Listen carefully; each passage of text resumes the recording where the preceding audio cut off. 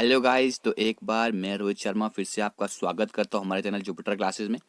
तो गाइस, आज की इस वीडियो में हम शुरू करने वाले हैं अपना इंडियन फ्रीडम स्ट्रगल, जो कि आपको जीके एसएसबी की तरफ से प्रिस्क्राइब्ड की हुई सिलेबस में एक पार्ट है आर्ट एंड कल्चर के साथ में। कल ही हमने अपना आर्ट एंड कल्चर का जो लेक्चर है वो ख़त्म किया। ठीक है, आज हम शुरू करेंगे जो आप देख रहे हैं आपकी स्क्रीन पे, इंडियन फ्रीडम स्ट्रगल, और इसमें हम स्टार्ट करेंगे रिवॉल्ट ऑफ 1857। ठीक है, अगर गाइस चैनल को सब्सक्राइब नहीं किया है, चैनल को सब्सक्राइब कर दीजिए।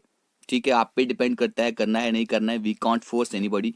ओके, इसके बाद एक और चीज़ बता दूं कि हमारी एप्लीकेशन के ऊपर, जैसे कि अभी आप अपनी स्क्रीन पे देख रहे होंगे, आपके सामने हमारी एप्लीकेशन का जो इंटरफेस है वो शो हो रहा होगा। ठीक है, तो यहाँ पे आप देख रहे होंगे कि जो प्रैक्टिस ऊपर लिखा हुआ है, ठीक है, जिसपे मैंने सर्कल भी किया हुआ है, तो प्रैक्टिस पे जाकर क्लिक करना। तो वहाँ पे जाकर आप जो है सेक्शनल और जो टॉपिक वाइज एमसीक्यूज आप प्रैक्टिस वहाँ पे कर सकते हैं। ठीक है, अगर अच्छा लगता है तो आप उसको डाउनलोड कर लीजिए और वहाँ पर एमसीक्यू प्रैक्टिस स्टार्ट कर दीजिए। ठीक है, तो गाइज देर ना करते हुए हम लेक्चर स्टार्ट करते हैं। हाँ, और लिंक आपको डिस्क्रिप्शन बॉक्स में दे दिया है। तो गाइज आज की वीडियो में हम बात करेंगे रिवॉल्ट ऑफ 1857 के बारे में। तो देखते हैं, यहाँ से ही आपका जो है फ्रीडम स्ट्रगल शुरू हो जाता है। क्यों होता है शुरू यहाँ से? क्योंकि इसको हम कहते हैं first war of independence against British. तो हमें हमें पूछा क्या गया है, इंडियन फ्रीडम स्ट्रगल, यानी कि हमारा इंडिया की जो आज़ादी है वो कब से शुरू हुई, वो स्ट्रगल कब से शुरू हुई। तो ये हुई है गाइस 1857 से। हम आगे पढ़ेंगे, इसके आगे आपको पूछा जाएगा। तो ये भी बताऊंगा कि 1857 जो टॉपिक है आपका रिवॉल्ट, इसमें से आपको क्या पूछा जाएगा वो भी मैं आपको इस वीडियो में बता दूंगा। ठीक है, तो गाइस शुरू करते हैं। तो रिवॉल्ट ऑफ 1857 है, तो ये शुरू कैसे होता है? ठीक है, जब यहाँ पे कॉलोनियल टायरेनी जो है ब्रिटिशर्स की हम हिंदुस्तानियों के ऊपर बढ़ जाती है, इंडियंस के ऊपर बढ़ जाती है। ठीक है, वो हिंदुस्तानियों को सताना शुरू कर देते हैं। तो उसके बाद क्या होता है, एक रिवॉल्ट, एक ज्वाला सी फटती है। जब कहते हैं कि ना, कोई अगर आपके ऊपर दबाव डालता है तो गुस्सा कब तक आप बर्दाश्त कर सकते हो? कंटिन्यू आपके ऊपर कोई जुल्म करता जाए तो कब तक उस आप गुस्से को बर्दाश्त करोगे? तो क्या हुआ कि चलते चलते क्या हुआ कि रिवॉल्ट ऑफ 1857 हो गया, जिसको हम क्या बोलते हैं, India's first war of independence. एक ये क्वेश्चन आपसे पूछा जाएगा, या आपको सिपाही म्यूटिनी भी इसको बोलते हैं, रिवॉल्ट ऑफ 1857 को। ठीक है, अब ये रिवॉल्ट शुरू कब हुआ, विद्रोह शुरू कब हुआ? ये शुरू होता है 10 मई 1857 को, 1857 को। और कहाँ पे शुरू होता है? देखो, ये यहाँ पे आपको पॉइंट पूछे जाते हैं, कहाँ पे शुरू हुआ था? मेरठ में शुरू हुआ था। अभी आगे आपको इसके कागज भी बताऊंगा, चिंता नहीं कीजिए। ठीक है, एज अ सीपीआई म्यूटिनी, यानी कि जो सिपाही थे वो उनकी क्या, उनमें क्या हुई थी, म्यूटिनी हो गई थी। ठीक है, तो वो जाग गए थे। ठीक है, ये क्या था, ये ऐसा इनिशिएटिव था जो कि सिपाही, यानी कि सिपाही जो थे उनके द्वारा लिया गया था। जो बंगाल प्रेसिडेंसी थी वहां पर किसके खिलाफ? ब्रिटिश ऑफिसर्स के खिलाफ। ठीक है, क्यों क्यों ली गई थी वो आगे आपसे बताऊंगा। ठीक है, वीडियो के एंड तक बने रहिएगा, इसमें बहुत मजा आने वाला है आपको आज के टॉपिक में। ठीक है, मेरा बहुत ही इंटरेस्टिंग टॉपिक है हिस्ट्री। ये वार जो है इंडिपेंडेंस की, इससे क्या हुआ, जो ब्रिटिश ईस्ट इंडिया कंपनी थी, ठीक है, जो यहां पर कंपनी रूल था, क्या था, जो यहां पर कंपनी रूल था, कब शुरू हुआ था? जब क्वीन एलिजाबेथ ने क्या किया था, उनको क्या दिया था कि जाओ भाई आप जाके ट्रेड कर लो 1600 में। ठीक है, 1600 में यहाँ पे अंग्रेजों को कहा जाओ जाओ आप इंडिया पे जाके ट्रेड करो जाके। तो वो सिस्टम कब तक चला रहा, यानी कि ब्रिटिश ईस्ट इंडिया कंपनी का रूल यहाँ पर कब तक रहा? 1857 तक, 1857 तक। जैसे ही ये विद्रोह हुआ, इससे तुरंत बाद इनका क्या हो गया, यहाँ पे कंपनी रूल खत्म। उसके बाद कौन सा रूल शुरू हो गया? क्राउन रूल शुरू हो गया। ठीक है गाइस, अब देखिए, इससे पहले क्या था, मैंने आपको क्या कहा कि इंडिया जो है डायरेक्टली यहाँ पे जो ब्रिटिश गवर्नमेंट का रिप्रेजेंटेटिव हुआ करता था उसे बोलते थे गवर्नर जनरल। क्या बोलते थे? गवर्नर जनरल के हाथ में यहाँ पे रूल हुआ करता था, वही यहाँ पे रूल करता था। इसके बाद रूल किसके हाथ में चला गया? रूल चला गया वाइसराय के हाथ में। किसके हाथ में चला गया? वाइसराय यहाँ पे रिप्रेजेंटेटिव बनाया गया, मैंने कि इसके बाद क्राउन रूल आ गया। ठीक है, तो गाइज आप ये जो देख रहे हैं जहां से मैं आपको पढ़ा रहा हूं इस पीडीएफ से, अगर आप चाहते हैं कि ये पीडीएफ आप बच्चों के पास हो तो उसके लिए आप एप्लीकेशन डाउनलोड कीजिए, वहां पर आपको एक हमारे स्टोर में ये मिल जाएगी। ठीक है गाइज, वहां से आप इसको परचेज कर सकते हैं। तो हम देखते हैं कि इसके रीजन क्या हुए, यानी कि रिवॉल्ट हुआ तो क्यों हुआ, कुछ रीजन तो होते हैं ना, ठीक है। यानी कि आपको अगर कोई काम शुरू करना है, आप पढ़ाई कर रहे हो, इसके पीछे भी कोई रीजन तो है, ठीक है। किसी से झगड़ा करते हो, कोई रीजन होता है, बस वैसे ही इसके पीछे भी कोई रीजन हुए। सबसे पहले हम इमीडिएट रीजन देखेंगे, इसका इमीडिएट रीजन क्या बना। रीजन तो बहुत सारे पीछे से चले आ रहे थे, यानी कि ब्रिटिशर्स बहुत सता रहे थे इंडियंस को, ठीक है। वो तो हो गए क्या long term region. Short term region यहाँ पे क्या हो गए, जब यहाँ पे इनफील्ड राइफल को लाया गया, इसके यहाँ पे क्या लाया गया, जब यहाँ पे इनफील्ड राइफल को लाया गया, इसमें जो यहाँ पर क्या बोलते हैं, उसमें जो भरा जाता था, जो मसाला भरा जाता था, ठीक है, उसको जो कार्ट्रिज भरी जाती थी उसमें, उसको काटना पड़ता था, किससे, मुंह से उसको काटना पड़ता था। जब हम उसको मसाले को कहाँ पर डालेंगे, कहाँ पर डालेंगे, जब उसको हम गन में डालेंगे, राइफल में डालेंगे, तो उसको आपको पहले मुंह से काटना पड़ता था, फिर उसको उस पर भरना पड़ता था, ठीक है। अब यहाँ पे इंडियन सिपाहीज का कहना यह था कि वो ये मानते थे कि ये कार्ट्रिज जो है, इसको जो इसकी जो ग्रीस है, ठीक है, इसकी जो ग्रीस है वहां पे इधर pig fat are made from cow fat, ठीक है, या तो वो सूर की चर्बी से बनाया गया है या तो वो गाय की चर्बी से बनाया गया है। अब देखिए यहाँ पर हिंदू मुस्लिम एकता कैसे बन जाती है। देखिए पिग जो है, जो उसको खाना मुस्लिम्स के लिए हराम माना जाता है, और कौ को खाना हिंदूज के लिए हराम माना जाता है। अब देखिए यहाँ पर क्या होता है कि हिंदूज और मुस्लिम के सेंटीमेंट की जो रिलीजियस आइडियोलॉजी है उसको हर्ट होता है। होगा ही भाई, जब आपसे कहेंगी आप इसको मुंह में डालो, मुस्लिम को ये कहेंगे आप इसको मुंह में डालो, इसको चबाओ, यानी कि इसको उसके बाद इसको लोड करो गन में, तो दोनों हिंदूज और मुस्लिम के जो रिलीजियस सेंटीमेंट्स थे उनको हर्ट होता है, उनको हर्ट होता है। तो वो कहते हैं कि हम इनफील्ड राइफल को यूज नहीं करेंगे भाई, हम यूज नहीं करेंगे, जाओ जो आपको जो करना है, ठीक है। यहीं से क्या होता है, जो सोल्जर्स है उनमें गुस्सा आ जाता है, यही एक फ्लैश पॉइंट होता है जहां से उनमें गुस्सा भर जाता है ब्रिटिशर्स के खिलाफ। तो इसको हम इमीडिएट फैक्टर मानते हैं, यही एक इमीडिएट फैक्टर वहां पर बना था। ये तो हो गया हमारा इमीडिएट फैक्टर क्या बना था, ठीक है, कार्ट्रिज राइफल को यहाँ पे इंट्रोड्यूस करना। अब हम देखते हैं इसके बाकी लॉन्ग टर्म काजेज क्या रहे हैं 1857 रिवॉल्ट के, ठीक है। बहुत सारे फैक्टर्स यहाँ पे सबसे पहले हम देखेंगे रिलीजियस एंड सोशल कॉजेज। अब यहाँ पे क्या है, रेसिज्म एंड रेशियल डिस्क्रिमिनेशन, यानी कि रेसिज्म क्या होता है, जो नस्लें होती हैं, ठीक है, तो उनका डिस्क्रिमिनेशन यहाँ पे हो रहा था, यानी कि ये सफेद है, ये गोरा है, ये काला है, ठीक है, इसके बीच में यहाँ पे डिस्क्रिमिनेशन हो रहा था। ये भी एक मेजर रीजन बना है रिवॉल्ट ऑफ 1857 का, जहां पे इंडियंस को जो है यूरोपियंस के द्वारा यहाँ पे बहुत ज्यादा एक्सप्लॉइट किया जाता था। क्या किया जाता था, बहुत ज्यादा एक्सप्लॉइट किया जाता था यूरोपियंस के द्वारा, ठीक है। यहाँ पर जो गोरे थे वो कालों से नफरत करते थे, whites also started interfering in the. अब जो यहाँ पे व्हाइट थे यानी कि जो अंग्रेज थे, उन्होंने यहाँ पर जो रिलीजियस और जो कल्चरल अफेयर्स जो है इंडियंस के, उनको भी यहाँ पर इंटरफेयर करना शुरू कर दिया था, और जो है इंडियंस को उनको टॉर्चर करना शुरू कर दिया था। तो ये भी एक रीजन रहा है रिवॉल्ट ऑफ 1857 का। अब इसके बाद कुछ पॉलिटिकल रीजन जो है, पॉलिटिकल रीजन भी हम यहाँ पे देखेंगे कि पॉलिटिकल रीजन जो है इसके क्या बने हैं, तो क्या कारण रहे कि जिससे रिवॉल्ट ऑफ 1857 हुआ।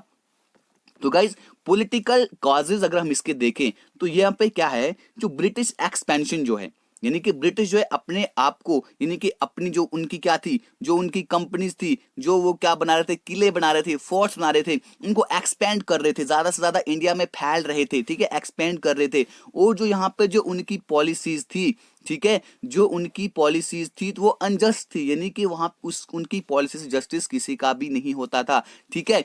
और यहाँ पे क्या हुआ, जो उनकी अनजस्ट पॉलिसीज हो गई तो उससे जो नवाब्स और जमींदार हुआ करते थे, जो उनके प्लेसेस पर रहते थे, उनकी पावर उन्होंने छीन ली। जब उनकी पावर छीन ली तो नवाब और जमींदार भी गुस्सा होंगे कि नहीं होंगे, एग्जैक्टली होंगे। मान लीजिए भैया अगर आप किसी जगह के राजा हो या आपके पास वहां पर बहुत सारी पावर्स हैं, ठीक है, अब आपके पास कोई बंदा आता है आपकी पावर छीन लेता है, क्या आपको एनरेज नहीं होगा, क्या आप गुस्सा नहीं होंगे, exactly you will be enraged, ठीक है। अब इसके बाद क्या हुआ, जो इंट्रोडक्शन थी यहाँ पर, जो अनफेयर पॉलिसीज यहाँ पर लाई गई थी, जैसे कि policy of trade and commerce, policy of indirect subordination यानी कि subsidiary alliance, the policy of war and annexation, policy of direct subordination यानी कि डॉक्ट्रिन ऑफ लैप्स। थोड़ा मैं आपको इसके बारे में बता दूं, सब्सिडरी अलायंस में क्या होता था, यानी कि इन्होंने पहले पहले क्या बोला कि भाई देखो आप अपनी आर्मी मत रखो, आप हमें पैसे दो और हमें जगह दो, हम अपनी आर्मी को वहां पर लगाएंगे जो आपकी सुरक्षा करेगी। ऐसे ऐसे करके क्या इन्होंने कर दिया, सब्सिडरी, यानी कि इनको बोला कि आप हमें सब कुछ दो, आप हमें पैसे वगैरह दो, हम इनको रखेंगे, तो आपको रखने की कोई जरूरत नहीं है और आपको डरने की भी कोई जरूरत नहीं है, आपके ऊपर कोई हमला नहीं कर सकता है। ठीक है, एक तो इन्होंने ये गेम इनके साथ खेली सब्सिडरी अलायंस की। इसके बाद दूसरा इन्होंने क्या किया, policy of war and annexation, यानी कि क्या करने लगे, हमला करने लगे। जिसे आपको पता है पहले बंगाल पे किया, फिर मराठा पे किया, यानी कि हमला होता गया और वो यहाँ पर क्या करते गए, उस जगह को अनेक्स करते गए, उस जगह को छीनते गए। ये उनकी पॉलिसी थी, जिससे क्या हो गया, लोगों के दिलों में, लोगों के दिमाग में गुस्सा भर गया।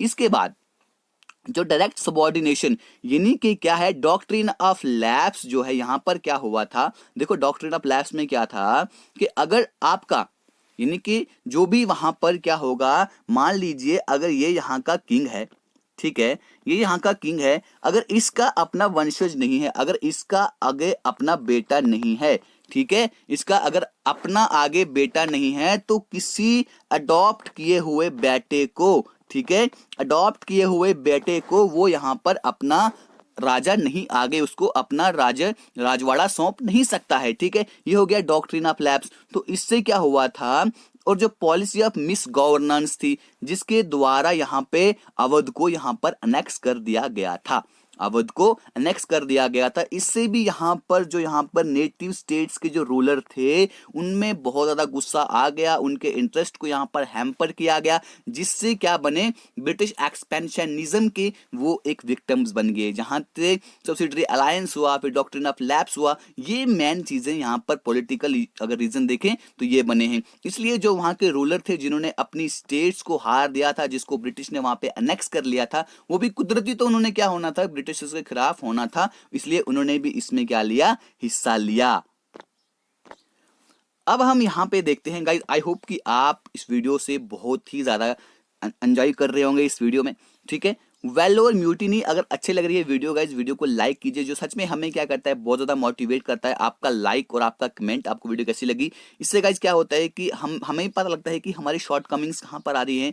ठीक है, तो आप हमें बता दीजिए कीजिएगा हमारे कमेंट बॉक्स में जरूर से। ठीक है, और वेलोर म्यूटिनी, एक रीजन ये भी है वेलोर म्यूटिनी। अब वेलोर म्यूटिनी कब होती है, जब यहाँ पे took place even before the revolt of 1857, यानी कि 1857 के 50 साल पहले। ठीक है, यानी कि 1807 में यहाँ पे क्या होती है, 1806 में क्या होती है, वेलोर म्यूटिनी होती है 10 जुलाई को। ठीक है, जहां पे वेलोर कहां पर है, जो आजकल तमिलनाडु में ये वेलोर जगह पड़ती है। ठीक है, ये सिर्फ एक दिन के लिए रही थी, ये सिर्फ एक दिन के लिए रही थी, लेकिन ये बहुत ही ज्यादा ब्रूटल थी। यहाँ पे बहुत ज्यादा क्या हुआ था, ब्रूटैलिटी हुई थी, और ये पहली मेजर म्यूटेनी है जो इंडियन सिपाहीज ने ईस्ट इंडिया कंपनी में करी थी। ठीक है, वेलोर म्यूटिनी भी एक इसका रीजन रहा है, क्योंकि वो एक दिन के लिए ही चली थी, लेकिन चली थी। ठीक है, अब मैंने आपसे बताया कि ये शुरू कहां पर हुई थी, मेरिट में शुरू हुई थी। अब गाइस आपको ज्यादा डिटेल में नहीं जाना है, क्यों नहीं जाना है, क्योंकि आपके एग्जाम से मैं इतना ही पूछा जाएगा। ठीक है, जहां तक मैंने एग्जाम के पेपर्स को एनालिसिस किया है वहां पे इतना ही पूछने, ज्यादा डीप नहीं पूछेंगे। हाँ, और आपसे यहाँ पर पूछा क्या जाएगा, जो एग्जाम में खास करके पूछा जाता है, जितने मैंने पेपर उठा के देखे, चाहे एसएससी हो, एसएसबी हो, यूपीएससी, इवन वहां पर क्वेश्चन क्या पूछा जाता है कि रिवॉल्ट ऑफ 1857 से जो जगह थी, जगह से कौन सी जगह थी, लीडर कौन था, ठीक है, उसको यानी कि लीड कौन कर रहा था, ये आपको याद रखना है। दिल्ली से कौन लीड कर रहे थे, बहादुर शाह सेकंड। ठीक है, जनरल बख्त खान, देखिए बहादुर शाह जफर जो है अपने किले में मजे ले रहे थे, वहां से लोग इकट्ठे हो गए, भाई उनको बता दिया कि आप हमारे राजा हो। ठीक है, बहादुर शाह जो है हमारे लास्ट मुगल गवर्नर हैं, यानी कि उनको बोला कि आप हमारे राजा हो। वो बुजुर्ग हो चुके थे, लेकिन इनको अपना राजा बनाया। बाद में इनको क्या किया, इनको बंदी बना के इनको भेज दिया रंगून में, वहां पर इनको इनके बच्चों के इनके सामने इनके बच्चों को मार दिया था। ठीक है, लखनऊ से कौन लीड कर रहा था, बेगम हजरत महल, बिरजीज कादिर एंड अहमदुल्ला, जो आपके एग्जाम में पूछे जाते हैं। बस ये पॉइंट्स हैं जो कि आपको याद रखने हैं। ठीक है, चाहते हैं कि ये पीडीएफ आपके पास हो, मैंने आपसे पहले कहा क्या करना। इसके बाद है गाइस हमारे पास अगला जो जगह है वह है कानपुर। कानपुर से कौन लीड कर रहा था, नाना साहिब, राव साहिब एंड तांत्या तोप, यानी और अजीमुल्ला खान जो है कानपुर से इसको लीड कर रहे थे। झांसी से कौन लीड कर रहा था? रानी लक्ष्मीबाई, जो भी किसके अंदर चले गई थी? डॉक्ट्रिन ऑफ लैब्स के अंदर चले गई थी, क्योंकि रानी लक्ष्मीबाई ने क्या किया था? अपना एक बेटा अडॉप्ट किया था, ठीक है। उसके बाद बिहार से कौन लीड कर रहे थे? कुंवर सिंह और अमर सिंह, ठीक है। राजस्थान से कौन इसको लीड कर रहा था? जयदयाल सिंह एंड हरदयाल सिंह। देखिए मैंने आपको यहाँ पे इसको लेंथी क्यों नहीं किया? लेंथी मैंने इसलिए नहीं किया क्योंकि आपके एग्जाम की जो नीड है वो इतनी ही है, ठीक है। फर्रुखाबाद से कौन यहाँ पे लीड कर रहा था? वो कर रहे थे तुफजल हसन खान। आसाम से कौन लीड कर रहे थे? कांदा परेश्वर सिंह एंड मनीराम दत्ता बरवा, ठीक है। ये कर रहे थे आसाम से लीड। तो गाइज बस आपके एग्जाम में मैन इतना ही पूछा जाता है। और उड़ीसा से यहाँ पे लीड कर रहे थे सुरेंद्र शाही एंड उज्जवल शाही। देखिए मैंने आपको इतना शॉर्ट में क्यों पढ़ाया, तो कल हम बात करेंगे यहाँ पे 1905 के आगे जो भी होगा। पहले हम इंडियन नेशनल कांग्रेस को देखेंगे, उसके बाद आगे हम डिस्कस करेंगे। तो गाइज देखिए, अब आप बताएंगे सर आपने थोड़ा क्यों पढ़ाया? रिवॉल्ट ऑफ 1857 तो बहुत बड़ा है और आपने यहाँ पे 15 मिनट में इसको कंप्लीट कर दिया। देखिए भैया, मैंने आपको शॉर्ट इसलिए पढ़ाया है क्योंकि आपके एग्जाम की नीड से मैंने इन नोट्स को प्रिपेयर किया है, ठीक है। यहाँ पर आप लेंथी जाके करोगे क्या? अभी मैथ्स तो आपने लिखना नहीं है, ठीक है। मैथ्स लिखना होता फिर मैं आपको लेंथी पढ़ाता, क्या रीजन रहे, फिर क्या हुआ, फिर क्या हुआ, फिर क्या हुआ, ये सब चीजों में हमें नहीं घुसना है अभी। आपको बस आपके एग्जाम पॉइंट ऑफ व्यू से इसको देखना था। आई होप कि आपको वीडियो अच्छी लगी होगी। अच्छी लगी है तो लाइक कीजिए, नहीं लगी है डिसलाइक कीजिए। डिसलाइक क्यों की कमेंट बॉक्स में जरूर बताइए। Thank you, God bless you all, जय हिंद।